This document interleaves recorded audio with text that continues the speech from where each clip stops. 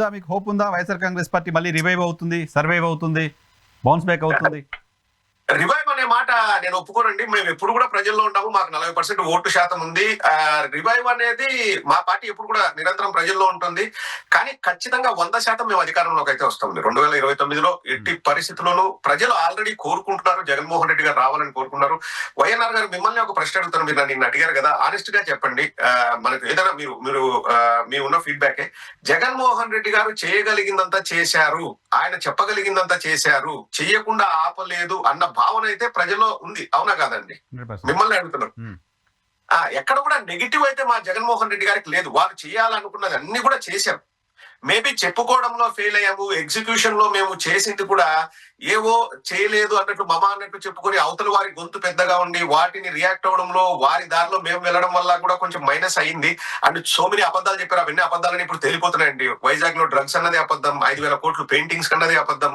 ఇలా 1-2 కాదు, 30,000 మంది అమ్మాయిలు మిస్సింగ్ అన్నది అబద్ధం, హ్యూమన్ ట్రాఫికింగ్ అన్నది, ఇట్లా చిరంజీవి గారు ఇన్సల్ట్ ఫీల్ అయ్యారన్నది అబద్ధం. అన్ని ఒక్కొక్కటి తేలిపోతూనే వస్తున్నాయి.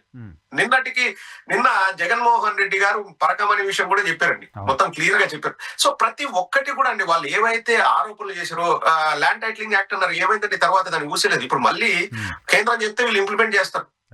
వేరే పేరు మారుస్తారు, ఏదో చేస్తారు, కానీ ఇంప్లిమెంట్ చేస్తున్నారు. మనం చేసింది కూడా కేంద్రం వాళ్ళ ఆదేశాల మేరకే మనం ల్యాండ్ టైటిలింగ్ యాక్ట్ ఇంప్లిమెంట్ చేసేవాడి. కానీ ఎంత దానిపైన విషం చిమ్మి ఎంత దారుణంగా మా పైన అది చాలా ఇంపాక్ట్ చూపించిందండి మాకు ఎలక్షన్స్ ముందు.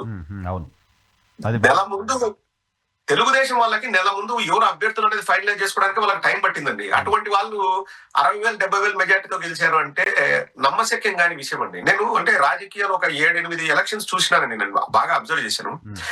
ఎంపీలు వేరే కాన్స్టిట్యుయెన్సీకి వెళ్ళినా ఈజీగా గెలుస్తారండి, ఎందుకంటే ఎంపీ ప్రభావం అంత ఉండదు. ఎమ్మెల్యేలు ఈ కాన్స్టిట్యుయెన్సీ పక్క కాన్స్టిట్యుయెన్సీకి వెళ్ళి అది కూడా లాస్ట్ 10 days లో అతని అభ్యర్థిత్వం ఖరారయ్యి అతను ఏ పార్టీ తరఫున పోటీ చేస్తారన్నది కూడా అంతవరకు గ్యారంటీ లేదండి. ఎవరు, నేను చెప్పేది రఘురామకృష్ణరాజు గారి గురించి. అసలు బీజేపీలోకి వెళ్తాడా, జనసేన సీట్ వస్తుందా, తెలుగుదేశం సీట్ వస్తుందా, గ్యారంటీ లేదు. ఎంపీనా ఎమ్మెల్యేనా గ్యారంటీ లేదు. ఎమ్మెల్యేకి ఫిక్స్ అయ్యారు, ఏ కాన్స్టిట్యుయెన్సీ గ్యారంటీ లేదు. లాస్ట్ ఉండికి వెళ్ళాడు.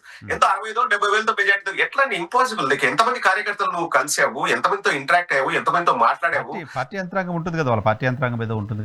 అవునండి. చూడకుండా ఇప్పుడు ఇంకొక బెస్ట్ ఎగ్జాంపుల్ అండి, సత్యకుమార్ గారు ధర్మవరంలో, వరదాపురం సూరి గారు బీజేపీ అధ్యక్షులుగా ఉన్నారు అక్కడ. వారు ఎక్స్పెక్ట్ చేశారు అందరూ కూడా వరదాపురం సూరి గారికి ఇస్తారేమో ఒకవేళ బీజేపీ వస్తేనే 99% అనుకున్నారండి. అండ్ ఆయన ఎలక్షన్ టైంలో ఆయన లేకుండా విదేశాలకు కూడా వెళ్ళారనేది నేను విన్నాను. ఎందుకంటే నేను కేతిరెడ్డి గారితో ఇంటరాక్ట్ అవుతున్నప్పుడు నేను ఆ మాట విన్నాను. సో వాళ్ళ క్యాడర్ కూడా చక్కగా పనిచేయలేదు సరిగా, ఎందుకంటే వాళ్ళకి అసంతృప్తి ఉంటుందండి.